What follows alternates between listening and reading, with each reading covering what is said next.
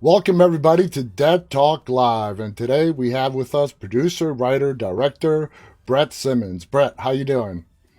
Doing good, man. How you doing? I'm doing good. It's a pleasure to have you here with us, and we have a lot to talk about. We're going to just talk about horror, and we're going to be talking about You Might Be the Killer, which I got to Oh say, man. I love that movie. I Oh, really love thank you. that movie. And that means a lot because for me as a horror fan, there's only a select few horror comedies that I really enjoy. You know, you got your Sure. Shaun of the Deads and Love like it. Return of the Living Dead going back to the 80s. But You Might Be the Killer is just the right blend of lightheartedness, but yet gore and scare. And we're going to get more into that in a second. The first question that I have for you, Brett, is that the movie's available on Sci-Fi. Was it Mhm. originally meant to be a made-for-cable TV movie? So it's funny the movie came about because originally Sci-Fi wanted it, but what was cool is I have a prior relationship with Sci-Fi. I did a few movies when they had their network Chiller, Uh huh. and I did two movies for them on Chiller, and the co-writer on You Might Be the Killer, Tom Vitale, he has a deep rooted relationship with them. So it was like sci-fi was the reason we got a green light, but sci-fi was also really cool about, hey, like whatever happens, let's just figure it out as we go. We Yeah. just know at some point we're going to want to play this movie, which is funny because the first movie, my first feature film, was a horror movie called Husk, Mm-hmm. and that was made for theatrical, but sci-fi back then bought television rights for it before we even started making it. And so I guess I have more of a history with them than I even thought about till this exact moment right now. But they're just in the business of, as long as we have stuff for our network, we're We're good we're to pretty go. open and cool about it. Yeah, so they're awesome. The guys there, So this I is haven't I love them. So this is not a movie where you wrote it, directed it, then you had to figure out, how am I going to get this out to people? They came to you and said, can you write this, direct it? Yeah. Well, it was a bit of a funny story because I don't know how well this is known or not, but it's all based off of a Twitter thread. I did not know Um, that. yeah, so Sam Sykes and Chuck Wendig, so that's why it's Sam and Chuck in the movie. Um, they had this whole Twitter thread where they still do it today, where they go on Twitter and they just meet up and they almost do these like role play improv, like tweeting back and forth. And so their threads are nuts. And if you look up You Might Be the Killer on Twitter, you can read the original thread. And it's brilliant. It's hilarious. And what had happened was Sci-Fi felt like there was something to mine out of the Twitter thread, and even talked to Sam and Chuck. They're both like very accomplished novel writers, and so they were like, "Hey, do you guys have an idea for a movie?" And they're like, "Look, we don't really do that. We're down to bounce ideas, but that's not really our thing." And so Sci-Fi knew from my prior relationship with them, the executive there that I had worked with a few times knew that I had a deep rooted passion for horror and comedy. So he sent me the Twitter thread and was like, "What do you think?" And I laughed. I thought it was hilarious, but I was also kind of like, "Are we really gonna? Is this the day and age we've reached where we're going to start adapting movies off of Twitter threads?" Like we went from the books to comic books, and now we're going to go. We're just going to skip everything else and go straight to Twitter. I was like, I cannot believe this, I but we came up with an idea. And it was a brilliant idea. I mean, Thank I you. never heard that story before. Now, did you have any reservations coming up with a horror comedy going back to the very infamous 80s counselor slasher flicks? Did you Sure. have any like, man, if I don't get this right? Oh, well, I think, I mean, horror comedy can be a very tricky tightrope to walk, I think. Um, I'm very passionate about it, and I feel like I have a grasp on it, and I'm really glad that You Might Be the Killer found the audience that it found, because it kind of helped me not look like an idiot for how much I talk about, like how I feel like you can do it this way. Um, but I feel like when that needle is threaded correctly, it's Yes. the sweet spot. It's my favorite thing ever, but it's very hard. to do. It's really hard to do. And so I had a lot of hesitation about it, mostly because I'm like, I know this is hard, but also I just want to make sure we do it right. Hmm. And I can actually summarize it even better. The first conversation I ever had with Fran Kranz, when we were talking about doing the movie, 'cause I'm a big fan of his and I wanted him to be in it so bad. He had reservations that really kind of mirrored where I started. And then I was able to talk him into it the same way that I talked myself into it, which is, I said, look, Fran, I was like, the only way that this movie is going to work is if it just has to be real. Like this can't be an SNL sketch, Yeah, even though as a sketch, it would be funny, but this has to also be real. not And the way that it's satire. real, yeah, it's not satire. And the way that it's going to separate itself from satire is that the stakes need to be absolutely real. I was like, the counselors are dying. They're dying in bloody ways, and you don't know why. And then you find out you're responsible for it. And the stakes, the emotional stakes are real, which is Hmm. why kind of in the third act of the movie, a lot of the comedy starts to kind of take a little bit of a back seat Yeah. because the drama is real drama, and so that was kind of the big thing for me is was figuring that out in the writing process with Tom when we were working on it. Was like, this can't be scary movie, this isn't a spoof, this isn't satire, this isn't just one long joke. For me, if I'm going to make it, it could only work if it was on its own right an actual horror movie for the Yeah. people experiencing it, if that makes No, sense. that makes perfect sense because after I watched the movie, I'm like, you know what? Comedy horror is not exactly the right category for this. And for Mm. me, for me, the category that I place it in, light-hearted horror, if that I makes love any that. sense. You know what I That makes mean? perfect sense. And it's actually, I really appreciate that you say that too, because everything that I've written a movie, I've written I've written some stuff since that, getting ready to get off the ground that's a similar tone, and that's how I always refer to it to people, because obviously I don't have a movie to show them. I'm trying to convince people to make my movie, right? Yeah. And like, guys, it isn't horror comedy per se. It's lighthearted horror, or one of them is, I call it horror with heart. And then another one is, yeah, like lighthearted horror, like horror plus, Yeah. but the horror is real. Like my favorite example ever is, I mean, Hitchcock always compared horror and comedy. He always talked about how like horror and comedy work hand in hand because they all work off of punchlines, Yeah. like just a setup, delivery, punchline. It's all in the timing, and that the mechanics of the two work very similarly. And I do completely agree. And when I'm scared, like when my friends freak me out, I actually don't react the way that characters do. We always see characters in movies like, oh my God, the horror of it. If I walk into the house and if Michael Myers steps out of the door, I'm going to be like, oh, like I'm going to freak out, right? And like, I go to Halloween Horror Nights up at Universal Studios and stuff, and I'm convinced the only reason I get invited is because my friends just like to laugh at my reaction. But my horror is real. You know what Yeah. I'm not trying to crack anybody up. I'm freaking out. It just happens to be hilarious for anyone watching. And that was my whole experience watching the original Ghostbusters. You watch the original Oh yeah. Ghostbusters, and if you take Bill Murray and Dan Aykroyd, Harold Ramis, Rick Moranis, you take the comedians out of the movie and replace them with straight actors, that is not a funny movie No. at all. No. Bill It's Murray is actually, yeah. yeah, it's actually terrifying, but because it's Bill Murray, because Dan Aykroyd, you're watching characters having hilarious reactions to genuinely terrifying things, right? And And is so that that's always been the formula for me. what you attribute the big success to the movie? I mean, I think so because I think it's a really fun thing to experience. But I also think inherently, subconsciously, I'm not going to try and I don't mean to sound like I'm trying to go like too deep, but I think when people see someone genuinely terrified to the point of having a ridiculous reaction to it, that almost feels more honest. You know Yeah. what I mean? Like Yeah. like I always think dating, like going way back to when I was a kid, like for me, my reaction to being scared is way more like Shaggy and Scooby running in place for 3 seconds and sprinting out of the room as fast as possible. Like Yeah. that's my reaction to it. It And so is. when I watch straight horror movies, when I just watch like just straight horror Mm-hmm. movies, there are so many times that I see reactions where I'm like, this actually feels kind of melodramatic to me in comparison to reality.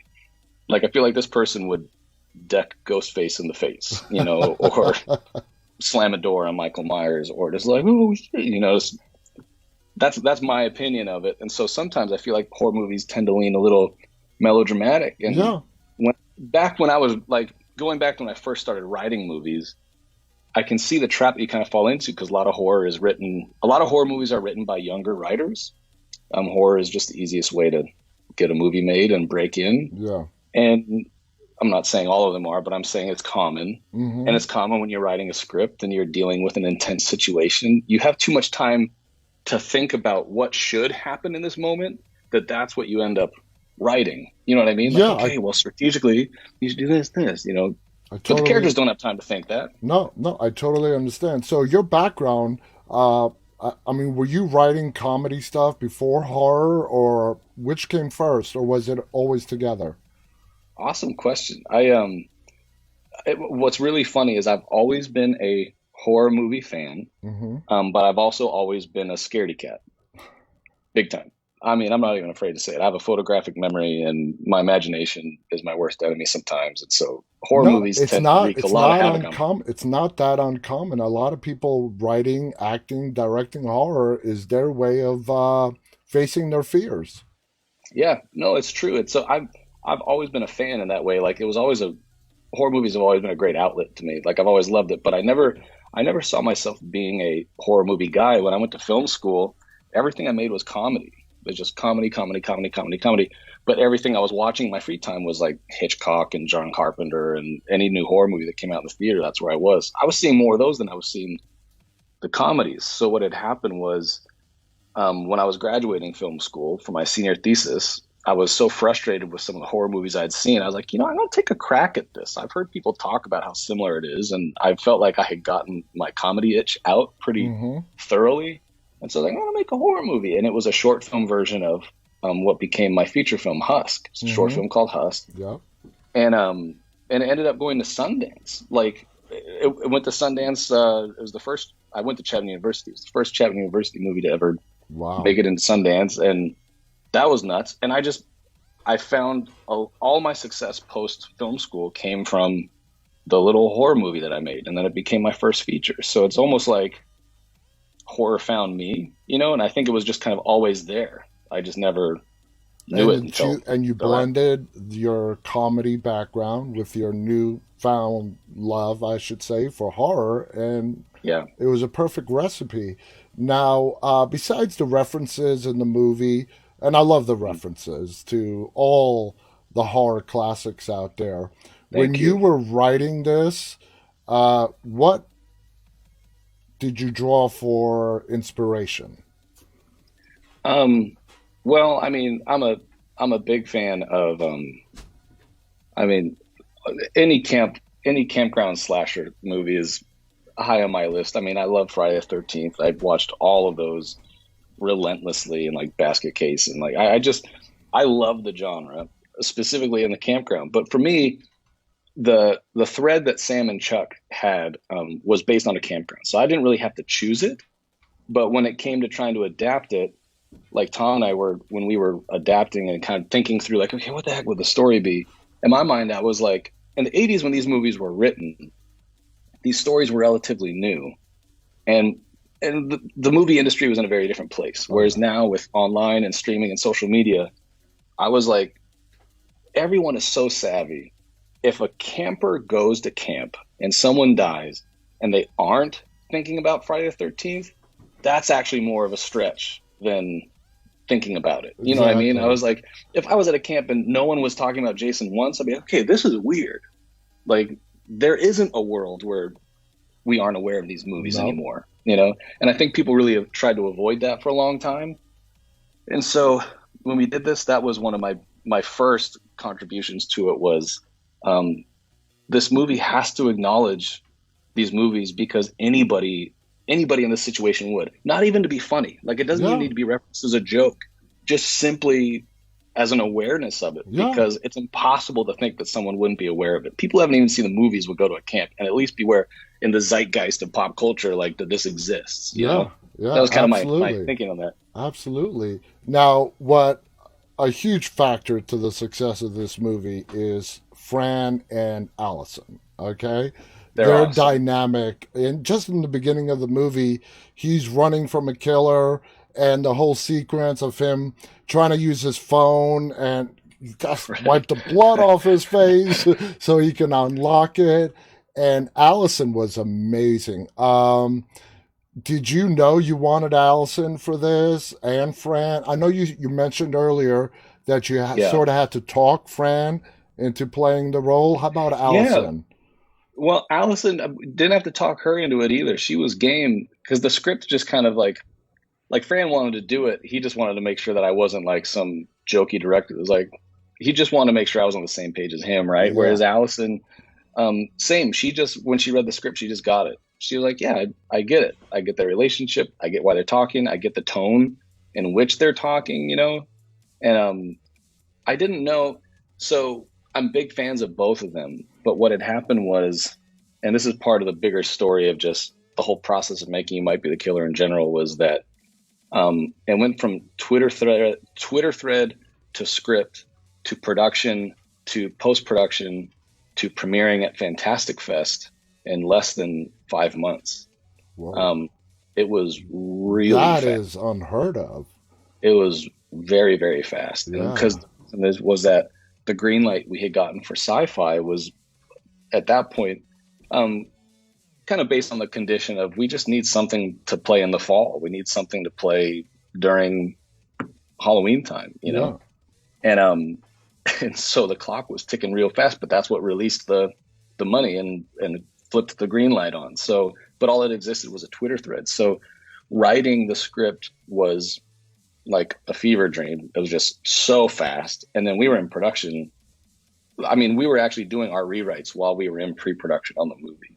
So there almost wasn't enough time to go like who should play these roles. It was almost like we just need to get it written. And then we just all started throwing out ideas and our casting director started throwing out ideas for now that we knew who the types were, who could be who. And of Yeah. course, I'm a big fan of both Allison and Fran and their names popped up. They went straight towards the top of the list, I love to the Steve. top of the list. I love Steve the Kayak King. Oh man, he's one of my best friends in real life. He's in all my movies. So he's like my Michael Caine. I can't Oh, make a movie without him in it. absolutely. Now, I found myself throughout the whole movie as these two are talking. Chuck. Well, you explained it, why the character is named Chuck. But Mhm. I got to ask you this. When you guys were writing the script, now here's a woman and her name is Chuck. And I Yeah. found myself throughout the whole movie trying to figure out what Chuck is short for a Mhm. woman. I never figured it out. Was that Yeah. just part of the comedic element to the film? It was well. I mean, at the end of the Twitter thread was between Sam and Chuck, so we knew the conversation was Sam and Chuck. And in their Twitter thread, Sam was the one on the campsite, just going, "Hey, like, I think people are like dying." And then Chuck was the more rational expert trying to help him. Like, okay, like, do you have a weapon? Do you have this? That's all we had, and so it was more just kind of like, okay, so we know one's at a campsite, but where the heck is Chuck? And obviously, if Chuck knows all this stuff, Chuck should be in some kind of pop culture type Yeah. store or something. Chuck should be working so that Chuck is like trying to juggle work and this conversation. Because otherwise, if Chuck was at home, I feel like there'd be like way more alarm involved with it. Yeah. So we knew that pretty early on, but we just never. It's like I said, we were writing the script so fast. We just knew that it was a conversation for the length of a movie between one friend named Chuck and one friend named Sam. It wasn't until we finished writing it that we kind of started stepping outside of the box and going, hey, you know what? Like, there's going to be a whole lot of two dudes talking, but Chuck doesn't need to necessarily be a guy. It might actually be really interesting if Chuck isn't. And Yeah. so then the debate came up, should we change the name? And I was like, no, we'll just call her Chuck. So I always thought it was like either like short for like her name was Charlie or her name was Charlene or, something like that. And then Chuck just kind of became she's like a tomboy, and so she tells everyone to call her Chuck. Was kind of like my thought about it. But Okay, awesome. Now, correct me if I'm wrong, but you okay, had a very short cameo. I You're did. one of the customers. Yeah, Yeah, okay, that was you. Okay, because yeah, I that saw was the me. movie. Yeah, okay, I knew that was you. Good Um, eye. what you just wanted to do a little? Do you do that a lot in your films? Do a little What? cameo? Okay, let me. I'll say this first. I think. I'm all for director cameos. I do think they can be a little bit of a cliche, so I'm never actively trying to. It also stems back from my first movie, Husk. When I did Husk, I was gonna cameo as one of the scarecrows because I thought it'd be really funny if like I played one of this. It's a killer scarecrow movie, I should say, if you don't know it already. And so Yeah. I was like, I should play one of the killer scarecrows because no one will know it was me, and that's the coolest way to do a director cameo that no one knows you did. And it'll just be a fun story on the director's commentary. That shoot was so stressful that when I started putting on the scarecrow costume, I was like, I can't do this. I'm not gonna be able to go monitor this costume's taking too long. We're running out of too much time. So I didn't do it.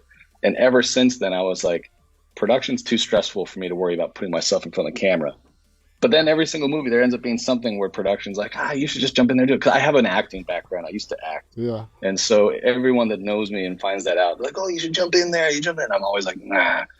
But then when I knew Allison was going to be in the movie, the comic store was really hard to find our extras for because it's a low budget movie. We're shooting in the middle of Louisiana. And a lot of the comic store stuff was in the middle of the night because the whole movie takes place at night. Mm-hmm. And at the campground, the only people involved are our primary cast, everybody that's already attached to the majority of the shoot. The comic store was not the case. It's really hard to like, hey, can you come into the comic store and not deliver a line at 3 a.m? Just stand there.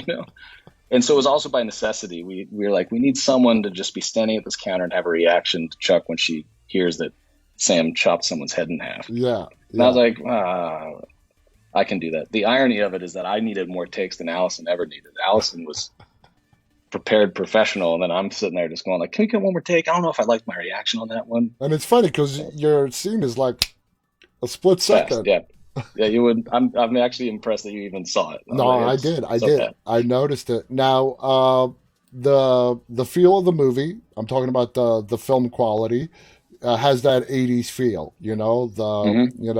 and with the writing, I'm assuming that's something you wanted purposely done.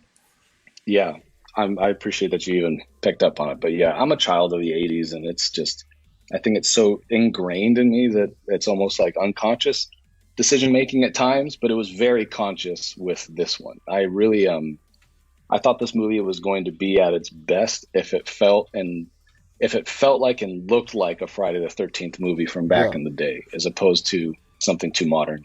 Even the Camp Vista sign, it was similar to Crystal Lake.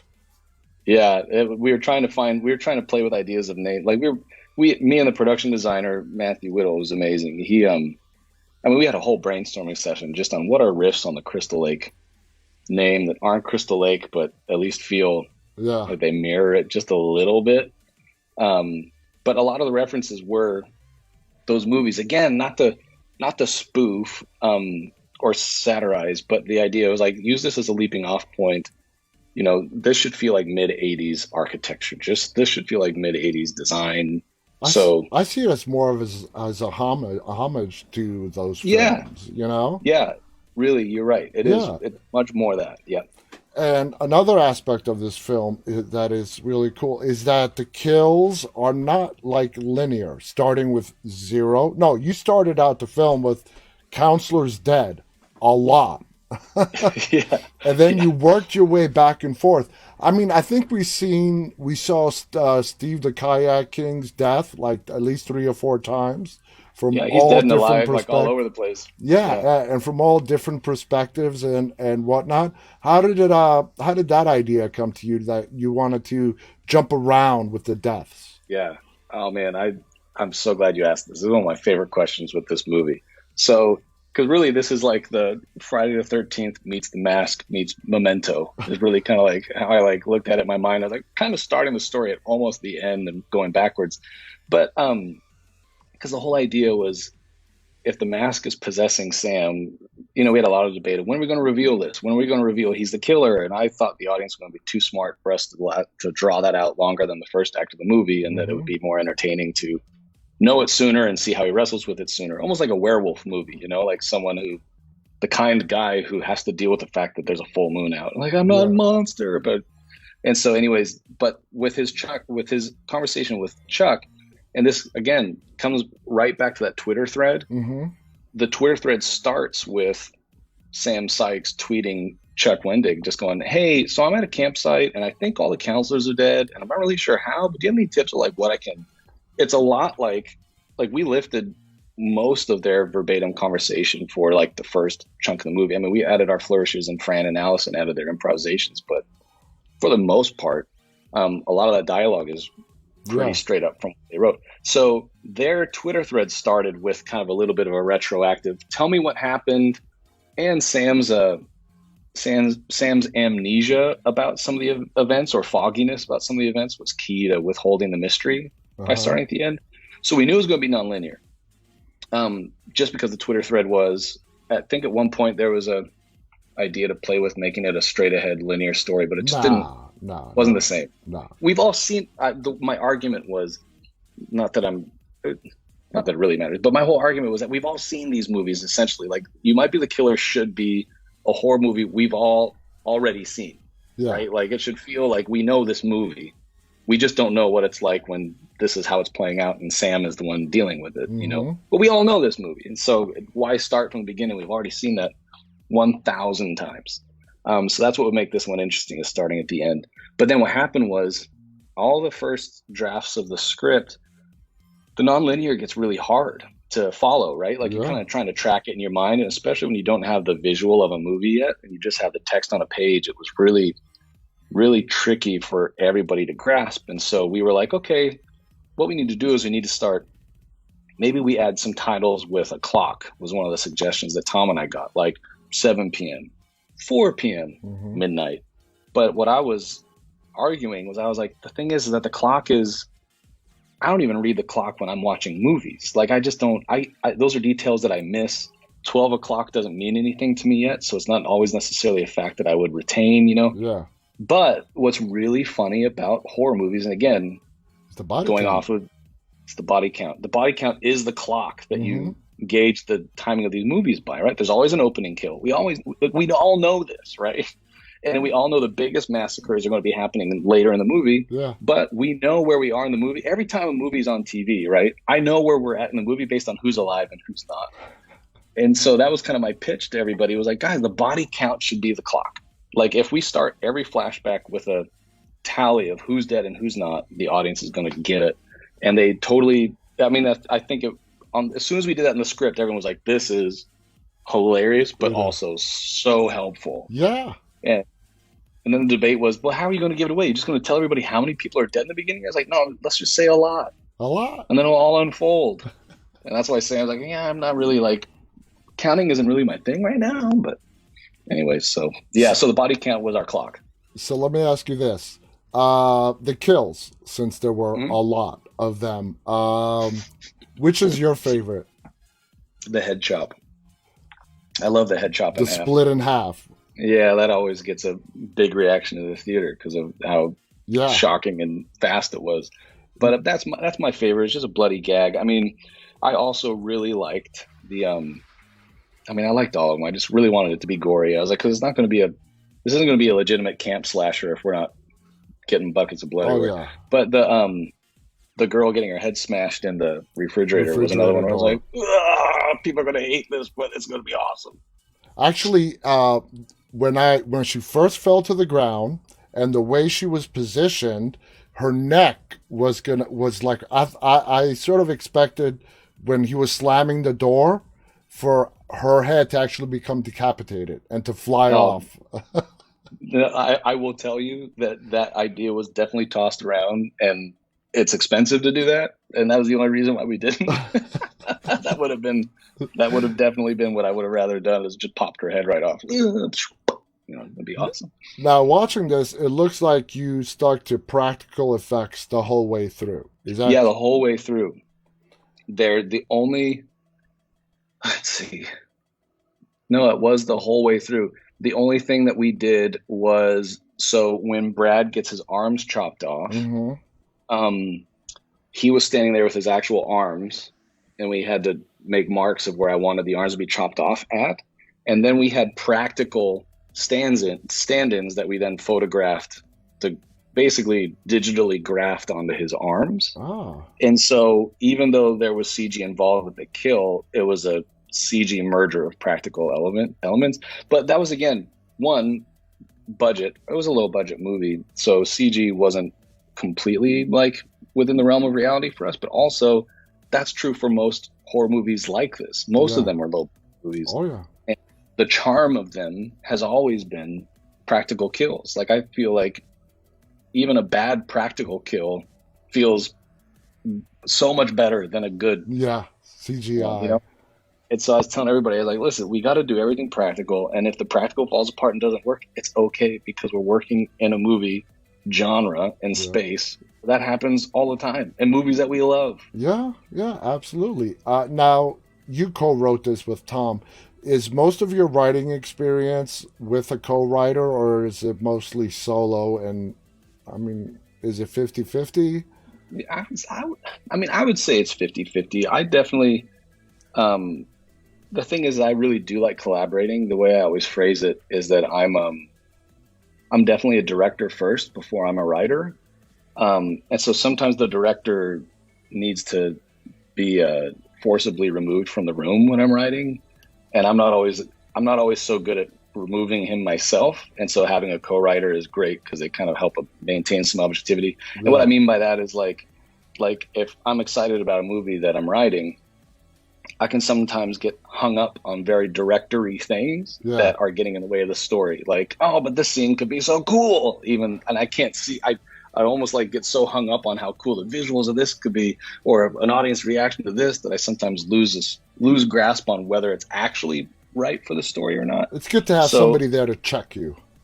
100%. And I mean, two heads really are better than one. And there are Hmm. some incredible writers out there that can work alone. And I have worked alone, and I'm proud of some of the stuff I've written by myself. But I always have a better experience and more confidence in the material when I've collaborated with Yeah. somebody. Yeah. That makes total sense. Now, you said earlier that Fran and Allison did a lot of their own stuff. You gave them full Yeah. freedom if they wanted to ad lib, just go for it and let's Mm. see how it comes out. Yeah. And it was, I mean, they're also both very disciplined actors who came in prepared and ready on such an exceptional level that And they for were. our audience to know, Fran is from Cabin in the Woods, Hmm. and Allison is, of course, from American Pie. That's their big Yep. claim to fame. No, I'm Yeah. sorry. Go And I was on. really, and she was Willow and Buffy the Vampire Slayer, which is Yes. really where I started to see the parallels between her and Chuck. And yeah, I know everyone was like, like, you just trying to copy Joss Whedon? I was like, it's not my fault. He casts great people. I'm just grateful that they're acting in my movie. That's all. Um, no, but my style, my directing style, and it's the other reason why I like directing what I've written is it's also easy for me to be on set knowing knowing what we need and what we have room to play with and maybe make more organic. Hmm. Because when you're writing, you're doing the best you can to anticipate the actual moment. But then as a director, you're actually facilitating the actual moment. It's like staging a kill on the page is completely different than actually being there in the woods with the killer and the victim staging Yeah. it.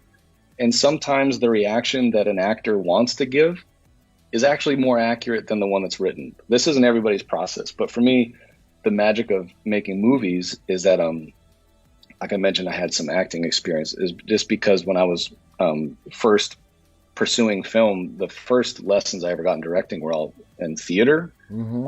So I went to a theater school, and they didn't know what to do with a film guy, and so they just threw me in all these theater programs. But what I realized when my film journey really started taking off was how powerful it is that that camera can capture lightning in a bottle. Yeah. It's like what we do doesn't need to be perfectly rehearsed or recreated. I'm sorry, every single time, because if we got it on camera once and it was perfect, it doesn't need to be perfect again. We can explore it a little bit. And Hmm. so, and they're both so smart, and just knowing the material, knowing the character, I'd almost always do a few takes with them as written and then just go, hey, let's take the reins off on this one and just do your version of this. Like, what is your version of this moment or this scene?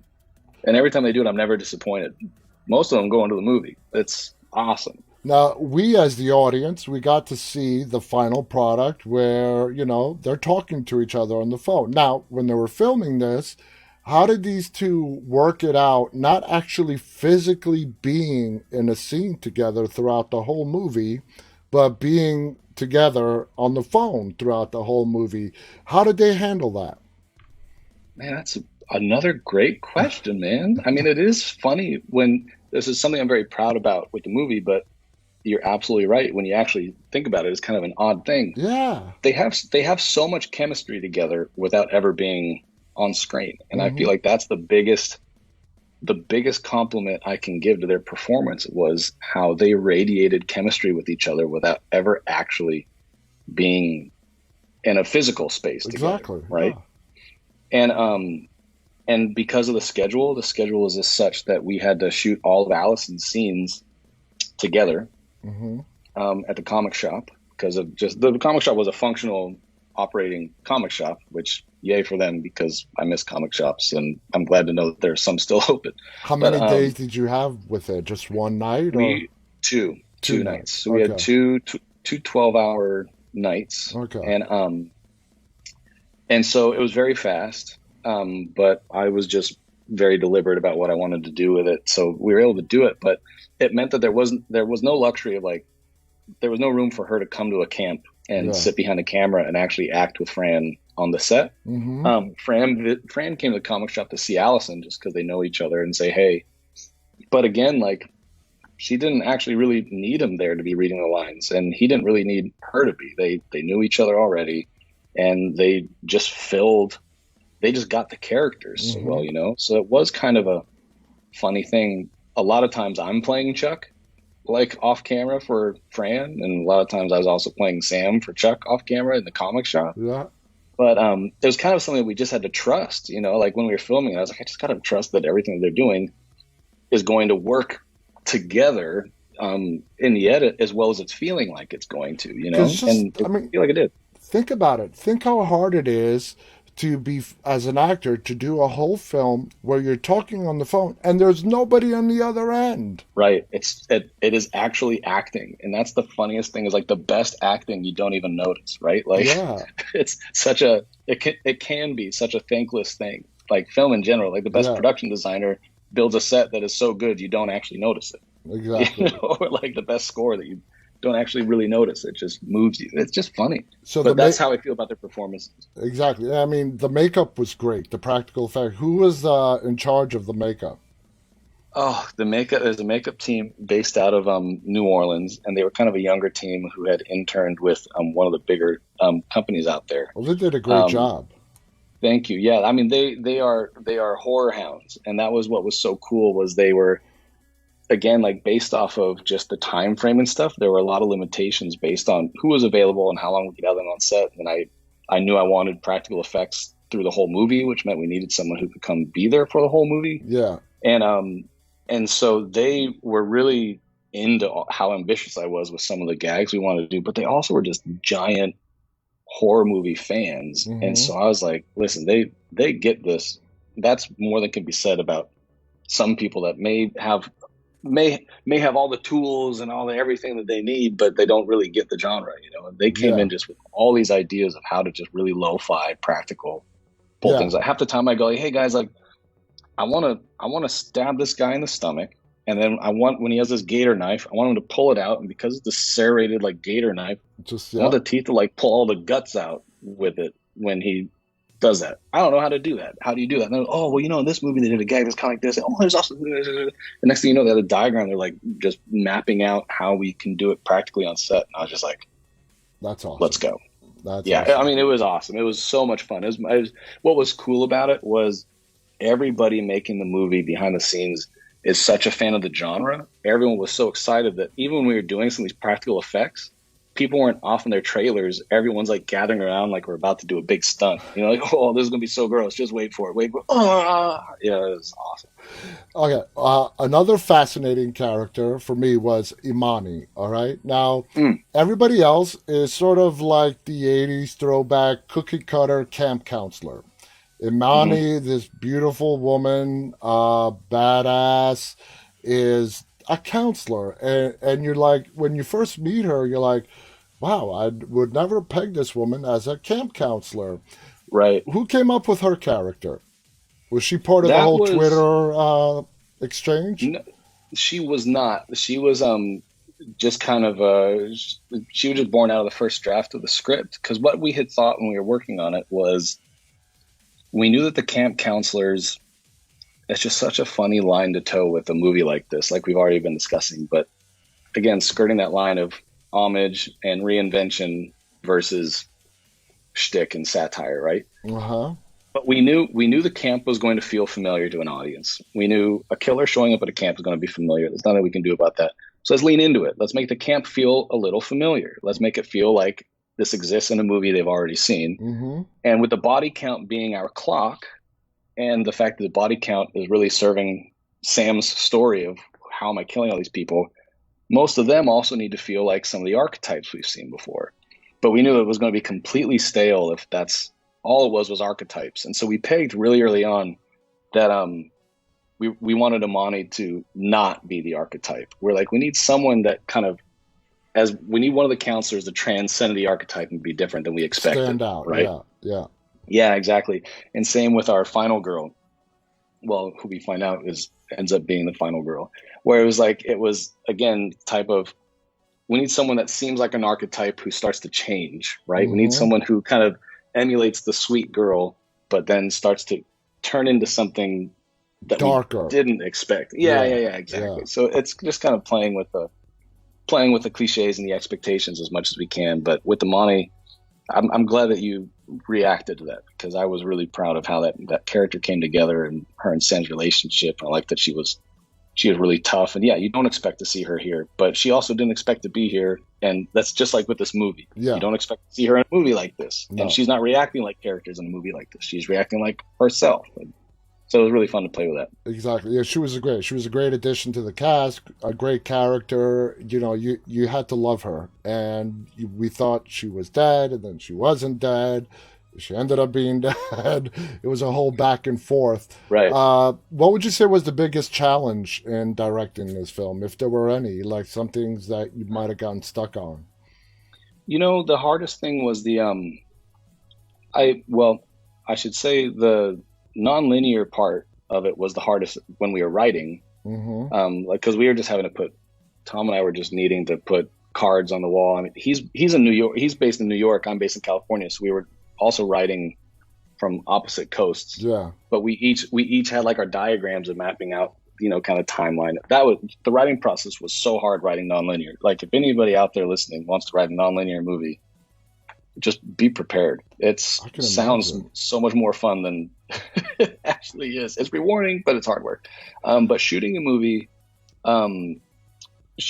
was actually one of the more fun experiences I've had. The hardest part of it was just that we shot on location. We didn't do anything on a set or on a stage. So we just had crazy elements. I'm deathly afraid of spiders.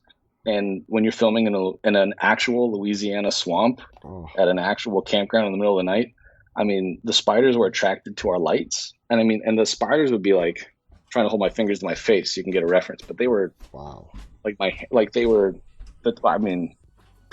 you're not the first director who I've interviewed who has directed in Louisiana who said the conditions are harsh.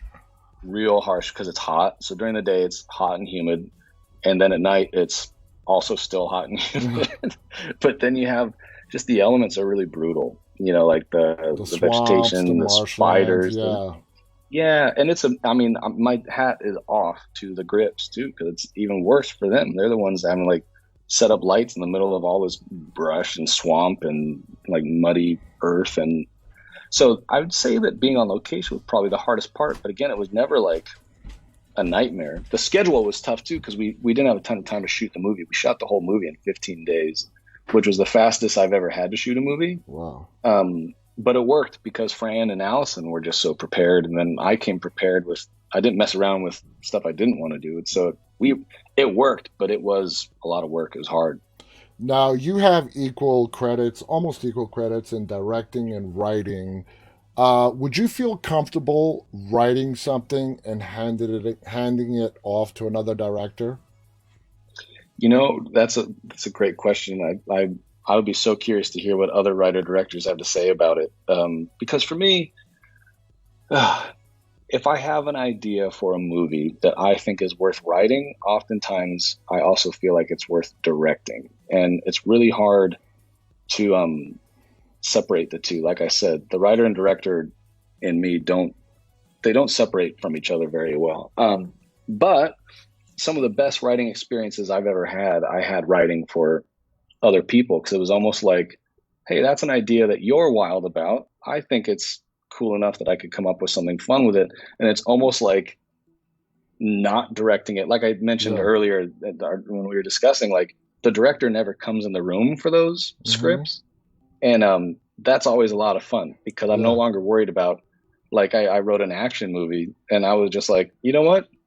This car is going to blow up because that's the best thing for the story. And I don't need to worry about whether you can pull it off or not. It's not my problem. And that was awesome because I'm constantly, when I'm writing movies, I know I'm going to direct, I'm already in production mode in my head. You know, Yeah. it's like, oh, he falls down here, he falls down 4 stories. I'm like, how am we going to do that? Don't worry about it. But I mean, I'm going to have to worry about it. Like, it's hard to separate. So, So I do have a lot of fun in that sense. okay, so let's flip the question. How do you feel about directing someone else's writing? I've had a lot of fun doing that. So I do know that when I've written it, it's almost like writing the script is my prep process Uh-huh. because I've writing it by sheer nature of generating all the material. I'm already in the throes of all the subtext and all the story arcs and character arcs and everything. Anytime I've directed anything that I didn't write, um, I had to learn how to do that prep because I'm used to not having to do that prep, you know. Mm-hmm. So I had to learn to like kind of okay, so I need to really start figuring out okay, what are characters thinking in this moment because I didn't think it for them yet, Yeah. and what are they going through in this story, and where do they start, where do they finish, what's the best way to stage this because I haven't already pictured it when I was writing it, you know. So it's almost like I might as well have written it with the amount of depth that I need to try and like dive into the material. But it is a lot of fun because I also think that I mean I've had the fortune of working with some scripts written by some writers that I really respect, and so that's nice. I assume when you're taking on a directing job that somebody else wrote that both writer and director spend a lot of time together for the writer to, share his visions with a director and the director give his input back to the writer. There's a whole new after the script is done, like it's a whole brand new collaboration that has to restart Right. again. Oh, exactly. And I feel like directors are able to kind of not intentionally poke holes in the script, but really probe with difficult questions for the sake of wrestling with the material to get it, and Yeah. either hear what the writer was thinking or maybe address an issue the writer wasn't thinking. And that's a lot of fun. It can also be. I mean, I've heard stories about directors and writers not getting along. I haven't been in that situation, fortunately, thank God. But I have heard that sometimes it can be really problematic, like writers Yeah. being on set, kind of hovering Hmm. around, just like you can't do that. Micromanaging. Yeah, and it's really tough because it's like, and I get why a lot of writers become producers because as a writer, I would also want to be because they want to make sure that they get to. You basically kind of birth this baby, and you want to see it. You want to see it kind of grow into its adolescence. You don't want to just hand it off to a stranger and trust that Yeah. the stranger's going to handle it as best as they can. Yeah. So, I mean, I definitely get it, but I also, as a director, there is part of me where it's like it's also kind of nice sometimes when you're not here, so I can just make a decision and Yeah. get it Yeah. done. But I totally understand. Now, You Might Be the Killer is rated R, correct? yes, And that's obviously because of the gore and violence. I yeah, it's all mean, the gore. was sci-fi okay with that? Did they, did they want to sort of maybe cut back on some stuff to maybe bring it down to a PG-13 or something like Sure. that? Well, great question, and I love I love to be able to answer it because again, it's really tooting the horn for sci-fi. They have no issue with gore. Gore can be whatever. It's Yeah. all language for them. They sound So great to work with. I mean, honestly, like they I I don't know what everyone's opinion is of sci-fi now. I remember back like way back in the day, like it was kind of like a sour, like oh you don't want to make a sci-fi. I don't know what that is now, but I think they are awesome, and they they're all fans of the genre. They all get it. Yeah, I mean, they have a great show on right now, Surreal Estate with Adam It's awesome. Corson, and It's so good. I've had Adam on the show, and he loves with sci-fi. I've had another star from the They're show as great. well, and it's a great channel. I think it's an underappreciated channel, to be I think honest it, with you. yeah, I think people need to give it a chance to discover. I mean, I can only speak from my generation, but I Yeah, just feel like maybe there's a false perception of what sci-fi is. They are yeah, not what you no, remember from back in the day. no, They're absolutely awesome. not. Yeah. Now, moving forward in your career, do you wanna which genre do you want to explore different genres? Do you want to stay in the horror comedy realm? Mm. You think that's your comfort zone? Do you want to expand your comfort zone? It's funny. When I did You Might Be the Killer, what was great was it was the first time that I really got to do a full-fledged horror comedy or lighthearted horror, Mm-hmm. which I really do feel like is my sweet spot because all of my um, experience and training before was in the world of comedy, but all my fandom really came from horror, and so I do feel like it's a marriage of my two. It's just a real nice sweet spot for me. So when You Might Be the Killer was done, and I watched it with an audience for the first time, and they all liked it, and like it just had a great. We had a great premiere, Fantastic Fest. It's one of Oh just the yeah. highlights of my life so far. Was just getting to be with that audience specifically because I know they're like my people, and for everybody to dig it and for the screening to go so well. I was like, man, like this is the first movie where I feel like I finally checked all of my boxes as You opposed to you most nailed of my it. boxes. Yeah, Yeah. like I got to do everything I've always wanted to do with, filmmaking and a movie and tone and genre.